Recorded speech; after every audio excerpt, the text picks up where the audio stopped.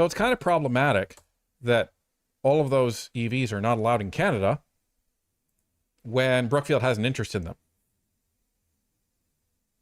But looks like that's been resolved.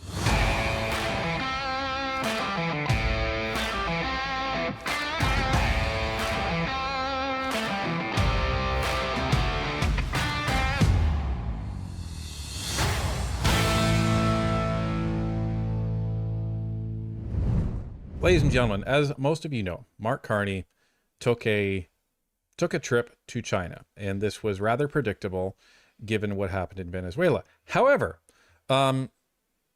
what's kind of bizarre is what ended up coming out of it. And we dropped one video earlier this week that we found a very concerning thing come out of that trip, which was the media access that Mr. Carney is giving to the Chinese propaganda arm of the People's Republic of China. And you know, strangely, I haven't seen anybody else speaking about this. Yeah. Like, this is very important, because if you thought the mainstream media is bad right now, just wait until that happens. Well, and this is the crazy part, because we were able to find another country where this literally happened, and a journalist from Italy who was against all of this stuff wrote a whole article on it and described what happened in pretty discerning detail. And I didn't even show the entire article on the episode, so there was more there to it. So, but that was one of the things that came out of it. And you know, he's it's hard to even put it into words. Let's just start off with this. So, what we're going to show you first is a bit of a clip. It's the extended famous clip that everyone has seen going around. But it talks about Mark Carney responding to the Chinese premier at this working session, and a lot of praise, a lot of good words. And then we'll kind of get into the whole hypocrisy of this liberal position. After my government was elected in the spring of last year, you and I spoke on the telephone. And that conversation, one of respect and openness, created the pathway for our meeting in New York on the margins of UNGA. And the progress we made there created the opportunity for me to meet with President Xi Jinping. Under your leadership and the President Xi's leadership, our teams have worked hard in the subsequent weeks and months to address some specific issues that had built up over time, but more than that, to put in place the foundation for the new strategic partnership between our countries. I'm deeply grateful, my colleagues are deeply grateful for that commitment and the spirit of that commitment, one of respect, frank exchange, purpose, and progress. After all, the relationship between our countries is historic, it's complementary, and it's deeply personal for so many Canadians. Okay, so a few things there. Number one that really caught my ear was, we spoke 6 weeks after my election. That's a little odd. And didn't they speak before the election as well? Well, I'm just focused on the fact that Mark Carney was fresh off, right? It was about a week after when he was elected. So he was fresh off saying that China was the biggest strategic threat to Canada. Right out of the gate. He said that at the English debate, and we've covered that. Many people else have covered that. So 6 weeks after, you're like, hey, let's get closer together, China. Isn't that a little odd? I thought that was a little odd. And yes, the odd thing is that the Brookfield CEO was actually in China the day that Mark Carney announced that there was going to be an election, and that I believe was on March 23rd. Third, yeah. So Brookfield was meeting with China that same day. That's a little odd, isn't it? There's all these coincidences where Brookfield is around. So that's that. And the thing that really ticks me off about what he was saying there, as he says, well, you know, this relationship with China, it's historic and it's deeply personal for a lot of Canadians. Yeah, you know what? It really is, Mr. Carney. And it's really personal for the folks that are harassed, threatened, and coerced by the agents of the People's Republic of China in Canada. I'm pretty sure it's really personal for them. And I can't imagine what those folks are thinking watching this happen over in China. And you haven't addressed the two Michaels. You haven't addressed the constant foreign interference from China. Maybe it's because they were backing you in the last election. Maybe that's why. But I really feel for the Chinese diaspora in this country watching this happen. And not just them, folks. The Taiwanese diaspora. Because China has threatened to come after their country. Well, and the interesting thing that I had read was that there were a delegate of MPs of various parties in Taiwan when Mark Carney went over. The two Liberals left, and then somehow Mark Carney and Xi Jinping ended up in Taiwan. Par des générations de familles canadiennes, d'entrepreneurs et de bâtisseurs, dont les ambitions les ont portés de part à l'autre du Pacifique. As you mentioned, mine is the first visit of a Canadian Prime Minister to China in nearly a decade. The world has changed much since that last visit. And I believe the progress that we have made in the partnership sets us up well for the new world order.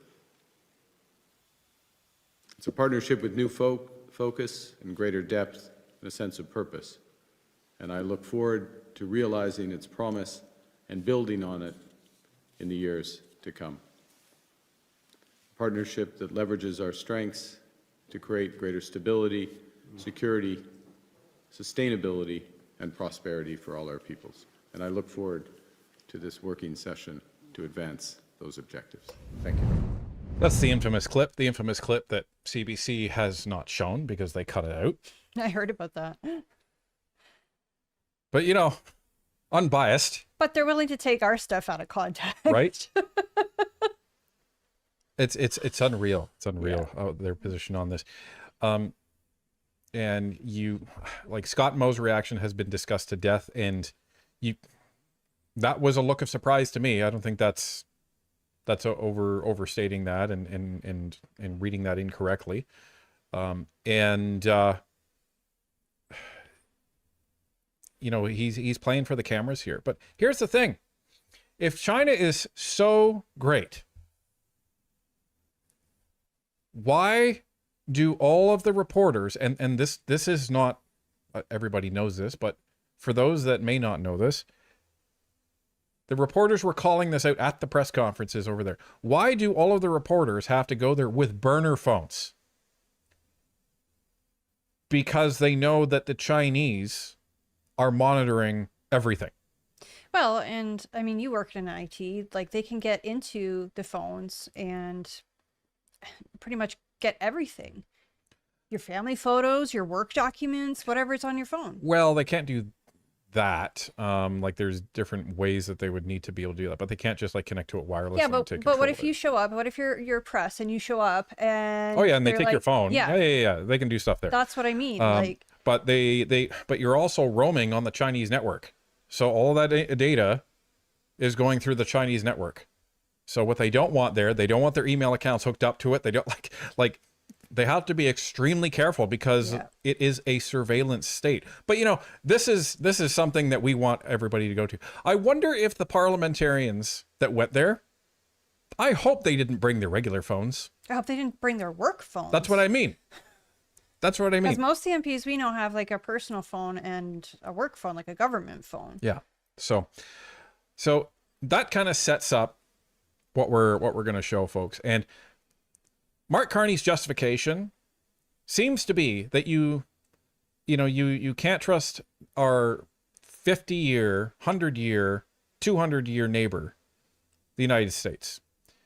And yes, Trump's doing some odd things right now, but the United States is a lot larger than Donald Trump. And whether it would be Biden doing crazy things, Kamala Harris doing crazy things, they're only there for 4 years. So you have to look at this on a larger scale.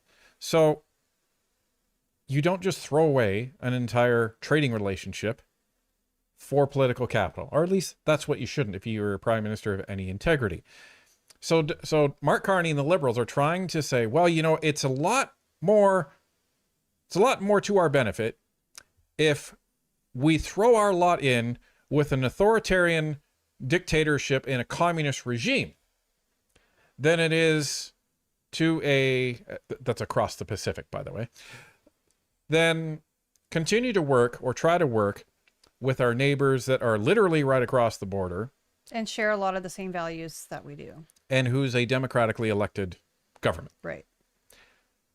So that's what he wants everybody to think. Well, let's just take a look at some other things that Mark Carney is essentially supporting by throwing his lot in with China. China's economy runs on Uyghur forced labor. More than 100 global brands are linked to a scheme that ships Xinjiang ethnic minorities to work in factories thousands of miles away. International responses to the oppression of ethnic minorities in Xinjiang have tended to focus on products grown or made within the province, particularly cotton. But this investigation demonstrates that the problem of forced labor goes well beyond the borders of Xinjiang. The investigation establishes the most detailed picture to date of how China's program to move tens of thousands of people from Xinjiang to work in eastern factories has become an inescapable facet of its export economy. The Uyghur, Kazakh, and Kyrgyz workers make everything from keyboards to cars, as well as components that end up in products shipped around the world, including the UK. The link to forced labor pervades entire swaths of the Chinese economy. More than 100 consumer brands, from Apple to Volkswagen, can be tied to the tainted trade, and for the first time, evidence shows factories directly owned by big brands themselves, like those run by Midea and LG Electronics, have participated in the Chinese government program. The products implicated include everything from shoes like Skechers to KFC chicken. Apple and Samsung said its suppliers are regularly independently audited and that recent audits found no instances of forced labor. However, Apple said it is investigating the alleged link to forced labor. Volkswagen also said it was investigating but couldn't comment until this was completed and, quote, against the background of the contractually agreed confidentiality obligations, end quote. Skechers and KFC didn't respond to TBIJ's questions. And TBIJ is the Bureau of Investigative Journalists. Quote, when a government official knocks on the door of a Uyghur person and says they should take a job far from home, the person knows this is not merely a request, end quote, said Laura Murphy, a former senior policy advisor to the Biden administration on Xinjiang forced labor. Quote, they know there are directives that say refusal is punishable by detention, and they know how horrible detention is. Every Uyghur in Xinjiang has either been in detention themselves or has someone close to them who has been. This is not a choice. This is not consent, end quote. Now, this isn't just an isolated report. You have Carney's own United Nations confirming conclusive evidence of atrocities against Uyghurs, including forced labor, or slave labor, as people like to call it. And you also have another report, and this is also from the UN, and it says, break their lineage, break their roots. China's crimes against humanity, targeting Uyghurs and other Turkish Muslims. So this is the country that Mark Carney says, we want to form a strategic partnership, and we think we're very complementary. This is what he said. We're very complementary, yet not even 6 months, 8 months ago, you're the guy saying there's many nations in Asia that share our values, and those don't include China. Okay, so which is it? And on top of that, there was a vote in Parliament on whether or not to recognize the Uyghur atrocities as a genocide in Canada. And virtually everybody voted for it. Well, everybody except the Trudeau cabinet. They all abstained from voting from this, which is kind of weird. Kind of weird. I'd love to ask all of them why. But as a result of that, that is where Conservative MP Michael Chong and NDP MP Jenny Kwan were threatened by the PRC. Well, and it was Michael Chong's motion. It was an opposition motion that everybody voted on. And the threats were levied against them unbeknownst to them because they were never told. Maybe something that you'd want to tell them, but the Liberals decided to keep that under their hat. And the reason why they threatened them is because they didn't want them voting against China's interests, and they didn't want Michael Chong speaking up against China's interests. This is the country that you want to form a quote-unquote strategic partnership with. Okay. And there's a there's a video, well, there's many videos, but here's a video of an investigative journalist that actually went into China to try and see some of these places up close, and we have a little bit of that footage for you here. What we're now doing is taking a trip further outside the city centre, because what we've heard is that the camps that are further out are more likely to be still used for that purpose, and that's also where some of the larger prisons are that we think in some cases might have been expanded. Some, it seems, they did not want us to see. We found all the roads to one large cluster of facilities were blocked. Those we did reach were fearsome. 8 in total, all clearly operational. And satellite shows some have recently expanded. In 2018, towards the end of the crackdown, this site hadn't even been started. Watchtowers added just recently. And here too, a prison right next to a re-education camp extended, while the camp part had its walls and watchtowers removed. The initial wave of arrests might have passed, but the fear they've wrought has not. This woman is one of the very rare few to have escaped within the last 2 years. Even from a place of safety, she is visibly terrified. It's all lies. Most people are still inside. Although it looks as if everything's normal, people who were deemed a bit problematic are taken always, and no one knows where they've been taken to. They don't say anything about what happened to them when they were inside, but it's obvious that they've experienced extreme horror. This is not ancient history. This is only a couple of years ago that this lady was there. And by all accounts, this stuff is still going on, and they have these massive re-education centers. It is literally out of George Orwell's 1984, where they will do terrible things to you in these detention centers and in these prisons until they have completely reprogrammed your brain against your will. So this is like a piece of what's going on in this country. And I've had folks work for me that come from China, and they say it's a scary place, and you're being watched all the time. You're being monitored all the time. It is very concerning. So there's more to that, but we're going to get back to China in a minute. But Carney announced that he dropped in to see another country. And what was that? Well, ladies and gentlemen, Mr. Carney decided to go in and visit the country of Qatar. Well, at first I was like, why are you visiting Qatar? And then after looking into it a little bit more and remembering, I've actually had some conversations with some people that are from Qatar, I realized, oh, Qatar has a lot in common with China. What, you might ask? Well, slave labor is at the top of the list, but Mark Carney says Qatar is a strong partner to Canada in trade, commerce, and the pursuit of peace and stability around the world. In Doha today, the Emir Sheikh Tamim bin Hamad Al Thani and I focused on elevating this partnership to create more opportunities for Canadians and Qataris alike. Peace around the world, eh? Okay. If only the people inside Qatar actually had that peace. This is an article talking about the conditions of children in in the country of Qatar. And it's titled Children of Qatar Realizing Children's Rights in Qatar. Currently, Qatar oil and gas resources allow Qatar to live comfortably. To live comfortably.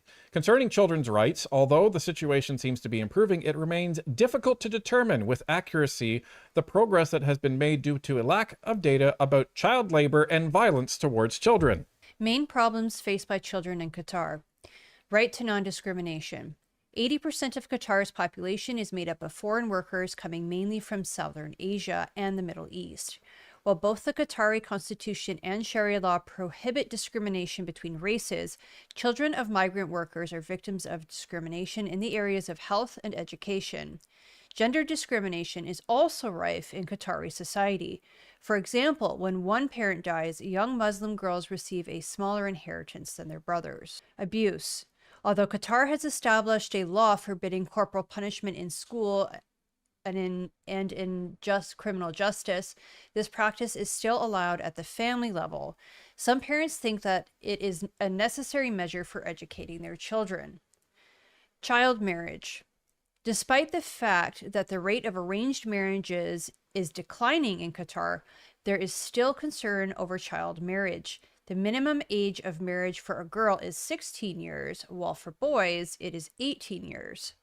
This differentiation shows that the principle of non-discrimination of the sexes is not respected. One of the major risks of these unions is domestic violence towards young girls. Female genital mutilation. A number of countries exist where female genital mutilation is practiced. Qatar is one of the 6 countries in the Middle East where circumcision is still carried out. This practice has severe consequences on the health of little girls and could be a source of major trauma. Right to education. Qatari children have the right to a free education from ages 6 to 14. Public schools exist which allow this access. 98% of children are enrolled in primary school. However, as education is not obligatory before and after primary school, this leads to a weak education rate, notably among girls. It has been observed that 65% of girls continue to secondary education as opposed to 96% of boys. In this way, a disparity exists between girls and boys regarding secondary education. Forced labor. Previously, many African children were sold or kidnapped in order to become camel jockeys.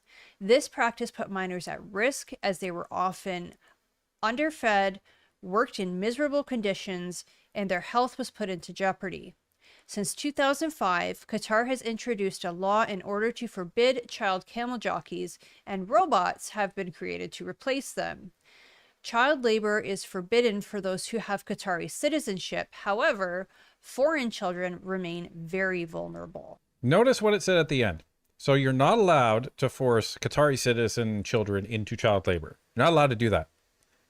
But the law only protects them. But foreign is fine. And what stat did we read at the beginning? Oh, 80% of the population in Qatar is foreign people. So these are the countries that Mark Carney was visiting. And I selected this article on purpose because this article reads more from a left-leaning perspective. So if the people writing this article, which are obviously a bit more left-leaning, based on some of the language used, are calling out the problems in Qatar, then what the heck is our left-leaning prime minister doing in Qatar, talking about peace, love, and all of the rest of this stuff? Well, and what happened to the liberals being the party of feminism? Right? I mean, some of those things I didn't even want to read. I'm not sure if YouTube's going to give us some issues after this, but like, it's horrific. Like, I cannot believe our prime minister is like, yeah, you know, let's partner with that country. It's insane. Yeah. It's completely crazy. Now, I'm going to circle back to all this stuff in a minute. This is all culminating in a narrative that's going to make sense. At least I hope it will. But we're going to move on to another one of Carney's statements, and this is about Greenland. Carney supports the principles of sovereignty and territory integrity universally, including as they apply to Greenland and the Kingdom of Denmark. As we have consistently stated, the future of Greenland is for Greenland and Denmark alone to determine. The security of the Arctic, NATO's northern and western flanks, is essential to our alliance. Canada strongly believes that the best way to secure the Arctic is by working together within NATO. Canada is concerned by the recent escalation. Canada is significantly increasing Arctic security, strengthening our military, and investing in critical infrastructure. We will continue to collaborate with our allies to protect this critical region because we are all stronger when we work together. So here's the whole problem with this. You have NATO sending troops into Greenland. And you have Carney saying, well,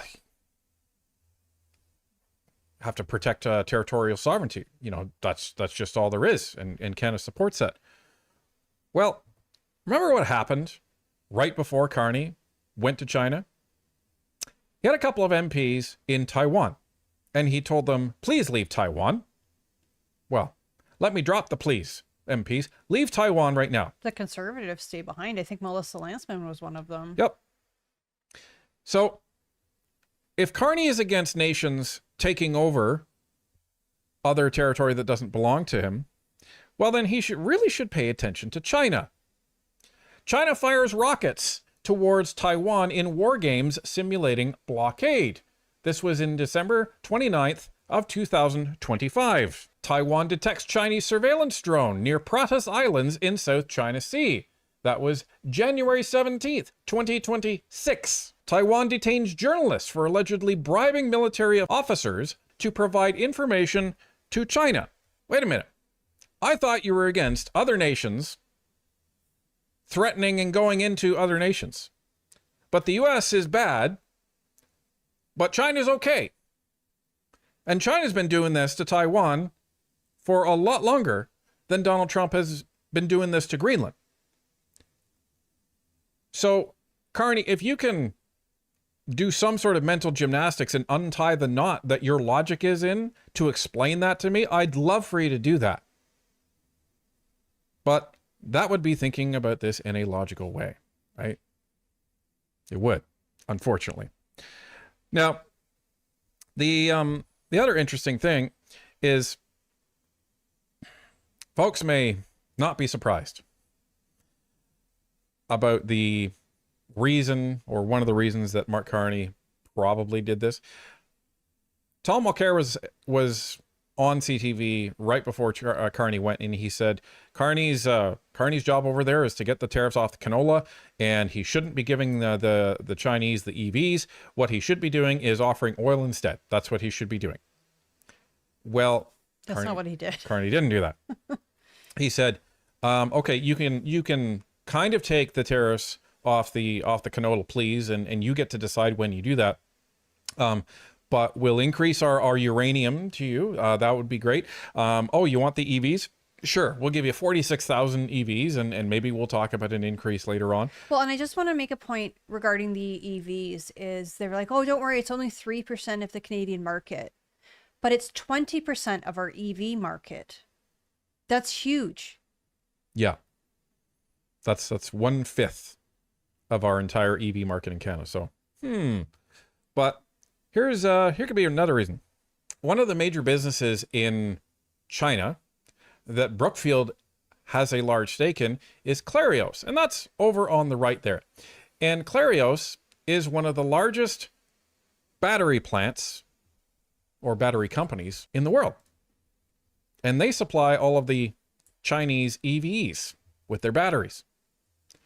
So it's kind of problematic that all of those EVs are not allowed in Canada when Brookfield has an interest in them. looks like that's been resolved. So Mark Conflict of Interest Carney has now essentially allowed his stock values to go up in Brookfield, and the value of the Global Transition Fund, which is all about climate change, right? He's allowed the value of that to go up. And the one thing that Michael Cooper asked in committee, and I really, really, really, really want to know, because Brookfield didn't give a response, is he asked for the names of all the investors in the Global Transition Fund. I really want to know if the Bank of China has bought into that fund.